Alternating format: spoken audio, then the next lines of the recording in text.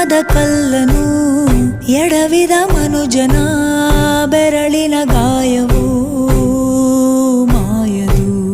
ಧರ್ಮವ ದರ್ಪಕ್ಕೆ ಬಲಿ ಕೊಡೋ ದುರುಳರ ಅಳುವಿಗೆ ದೈವವು ಸೋಲದು. ಅಪ್ಪಳಿಸಿಧರೆಯನ್ನೇ ನುಂಗೋ ಘೋರ ಸಿಡಿಲು ಬಿಕ್ಕಳಿಸುತ್ತಾ ಭೂಮಿ ತಾಯ ಮಡಿಲ ಕೇಳಿತೇನು.